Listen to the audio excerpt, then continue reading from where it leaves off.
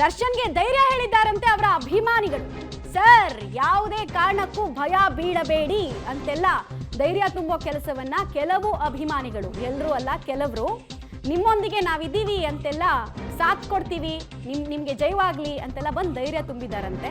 But ಈ ಅಭಿಮಾನಿಗಳೆಲ್ಲ ಚಿಕಿತ್ಸೆನ ಪಡ್ಕೊಳ್ತಾ ಇದ್ದಾರಾ ಅಥವಾ ಇನ್ನಷ್ಟು ಚಿಕಿತ್ಸೆ ಪಡ್ಕೊಳ್ಬೇಕಾ ಅನ್ನೋದೇ ನಮ್ಗಿರುವಂತಹ ಪ್ರಶ್ನೆ.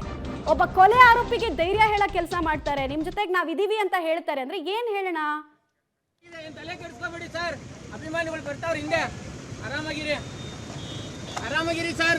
ತಲೆ ಕೆಡಿಸ್ಕೋಬೇಡಿ ಸರ್, ಅಭಿಮಾನಿಗಳು ಬರ್ತಾವ್ರ ಹಿಂದೆ, ಆರಾಮಾಗಿರಿ. ತಲೆ ಕೆಡಿಸ್ಕೋಬೇಡಿ ಸರ್, ಬೇಜಾನಾಗಿದೆ. ತಲೆ ಕೆಡಿಸ್ಕೋಬೇಡಿ ಸರ್, ಅಭಿಮಾನಿಗಳು ಬರ್ತಾವ್ರ ಹಿಂದೆ, ಆರಾಮಾಗಿರಿ ಆರಾಮಾಗಿರಿ ಸರ್. ತಲೆ ಕೆಡಿಸ್ಕೋಬೇಡಿ ಸರ್, ಅಭಿಮಾನಿಗಳು ಬರ್ತಾವ್ರ ಹಿಂದೆ, ಆರಾಮಾಗಿರಿ. ತಲೆ ಕೆಡಿಸ್ಕೋಬೇಡಿ ಸರ್, ಬೇಜಾನಾಗಿದೆ. ಕೇಳಿಸ್ಕೊಂಡ್ರ? ಒಬ್ಬ ಅಭಿಮಾನಿ ತಲೆ ಕೆಡಿಸ್ಕೊಳ್ಬಿಡಿ ಸರ್, ಅಭಿಮಾನಿ ನಿಮ್ ಹಿಂದೆನೆ ಬರ್ತಾರೆ ಅಂತ ಹೇಳ್ತಾ ಇದ್ರು.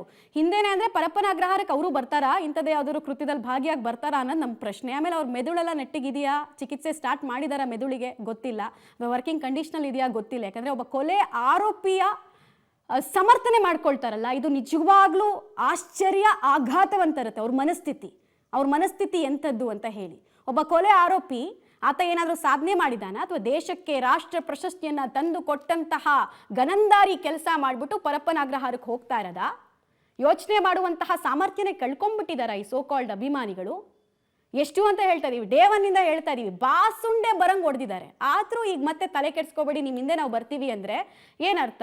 ಅರ್ಥ ಆಗ್ತಾ ಇಲ್ಲ. ಇನ್ನೊಂದು ಕಡೆಗೆ ಪರಪ್ಪನ ಅಗ್ರಹಾರ ಜೈಲಿನ ಕಡೆಗೆ ದರ್ಶನ್ ಹಾಗೂ ಸಂಗಡಿಗರನ್ನ ಕರ್ಕೊಂಡು ಹೋಗ್ತಾ ಇರೋದು ಗೊತ್ತಾಗ್ತಾ ಇದೆ. ಹಾಗೆ ದರ್ಶನ್ಗೆ ಸಂಬಂಧಪಟ್ಟಂತ ಇನ್ನೊಂದು ಕೇಸ್ ಕೂಡ ದಾಖಲಾಗಿದೆ, ಅದು ಸಾಕ್ಷ್ಯ ನಾಶಕ್ಕೆ ಸಂಬಂಧಪಟ್ಟಂತೆ. ಸೊ ಸಂಕಷ್ಟ ಮುಂದುವರಿತಾ ಇದೆ.